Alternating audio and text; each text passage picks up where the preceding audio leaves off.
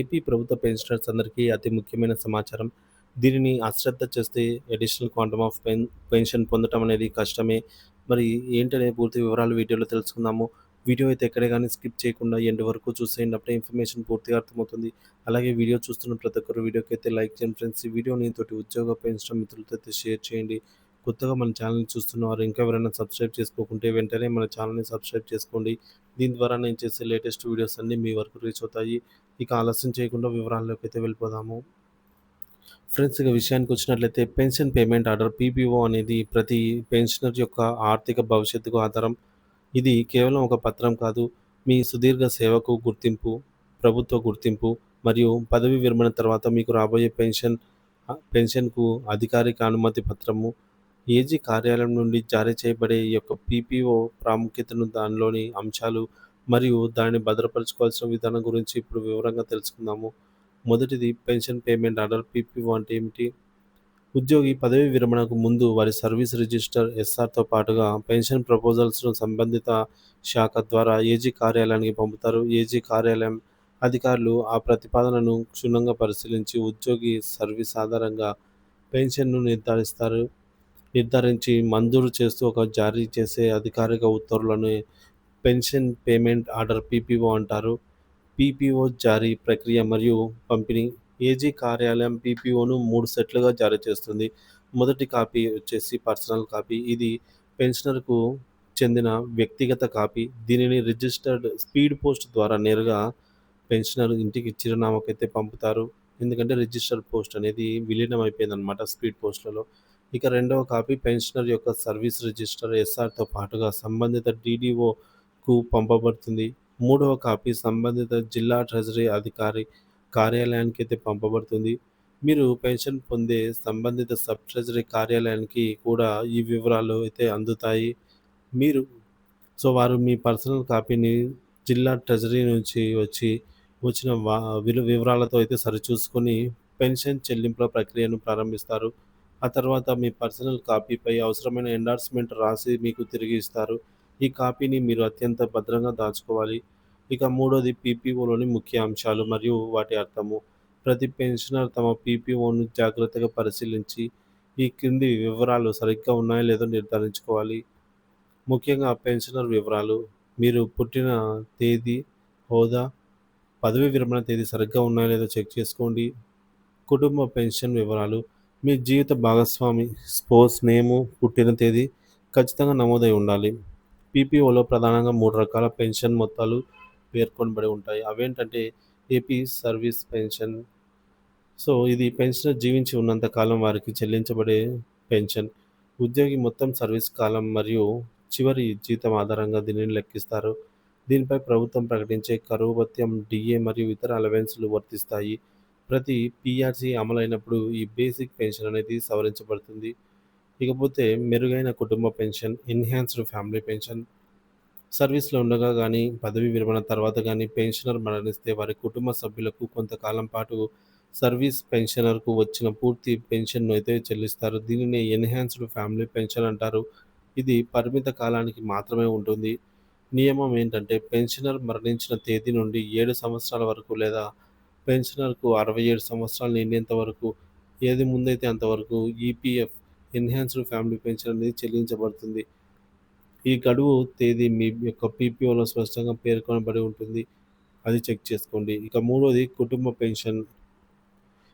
Enhanced family pension చెల్లింపు గడువు ముగిసిన తర్వాత కుటుంబ పెన్షనర్‌కు జీవితాంతం చెల్లించే పెన్షన్‌నే family pension, normal family pension అంటారు. ఇది సాధారణంగా సర్వీస్ పెన్షన్‌లో కొంత శాతంగా ఉంటుంది. దీనిపై కూడా డీఏ మరియు ఇతర అలవెన్స్‌లు వర్తిస్తాయి. ఇకపోతే వివరాల ఖచ్చితత్వం ఎందుకు అత్యంత ముఖ్యమంటే, పీపీఓలో చిన్న తప్పులు కూడా భవిష్యత్తులో పెద్ద ఇబ్బందులకు దారితీయవచ్చు.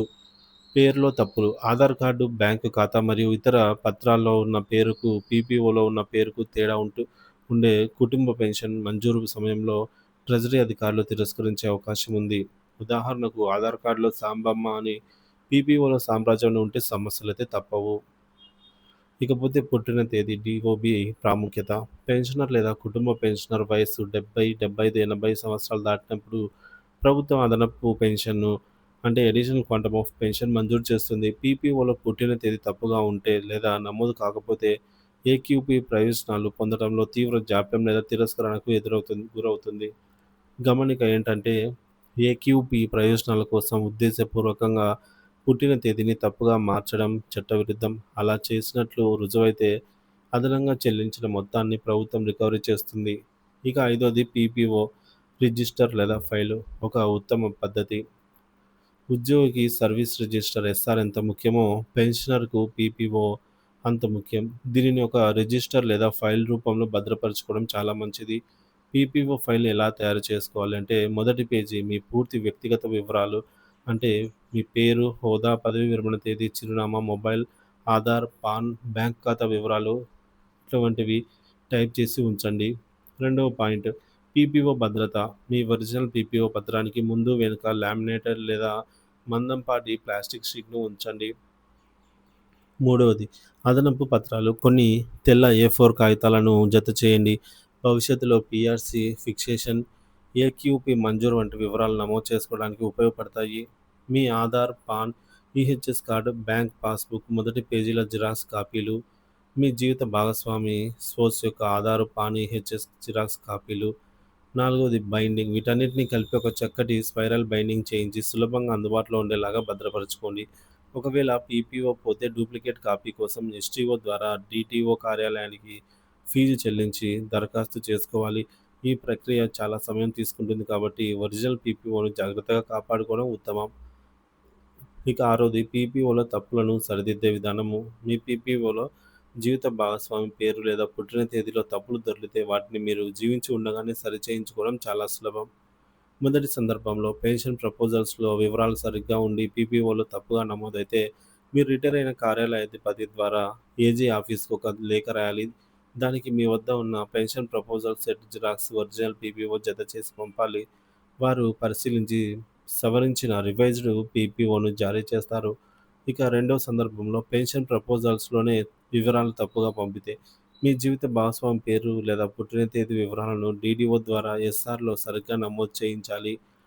సరైన వివరాలతో ఉన్న ఆధార్, పాన్ లేదా స్టడీ సర్టిఫికేట్ కాపీలను అటెస్ట్ చేయించి జతపరచాలి. కొత్తగా డిస్క్రిప్టివ్ రోల్స్ 3 కాపీలు తయారు చేసి ఒరిజినల్ పీపీఓతో కలిపి మీరు రిటైర్ అయిన కార్యాలయం ద్వారా ఏజీ ఆఫీస్కి అయితే పంపాలి.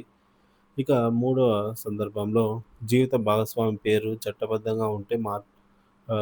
చట్టబద్ధంగా మార్చుకుంటే పేరు మార్పుకు సంబంధించిన నోటరీ అఫిడవిట్, గెజెట్ పబ్లికేషన్ కాపీలు మరియు దినపత్రికల ప్రకటనను పైన చెప్పిన పత్రాలతో పాటు జతచేసి ఏజీ ఆఫీస్‌కు పంపాలి. ఇక నాలుగో సందర్భంలో మొదటి భార్య మరణించి తిరిగి వివాహం చేసుకుంటే మొదటి భార్య మరణ ధృవీకరణ పత్రం, రెండవ వివాహం యొక్క రిజిస్ట్రేషన్ సర్టిఫికేటు మరియు రెండో భార్య వివరాలతో ఉన్న పత్రాలను జతచేసి దరఖాస్తు చేసుకోవాలి. ఇక ఐదో సందర్భంలో పీపీఓలో వివరాలు సరిగ్గా ఉండి సీఎఫ్ఎంఎస్‌లో పే స్లిప్‌లో తప్పుగా వస్తే మీ సంబంధిత సబ్ ట్రెజరీ అధికారికి ఎస్టీఓకి ఒక లేఖ రాయాలి. దానికి పీపీఓ, ఆధార్, పాన్ కాపీలను జతచేసి ఇస్తే వారు సీఎఫ్ఎంఎస్ పోర్టల్‌లో వివరాలను సరిచేస్తారు. మీ పీపీఓ మీ హక్కు. దానిని జాగ్రత్తగా చూసుకోవడం, వివరాలను సరిచూసుకోవడం మీ బాధ్యత. పదవీ విరమణ చేసిన వెంటనే ఈ విషయాలపై దృష్టి పెడితే మీ తదనంతరం మీ కుటుంబ సభ్యులకు ఎటువంటి ఇబ్బందులు లేకుండా సకాలంలో పెన్షన్ ప్రయోజనాలైతే అందుతాయన్నమాట.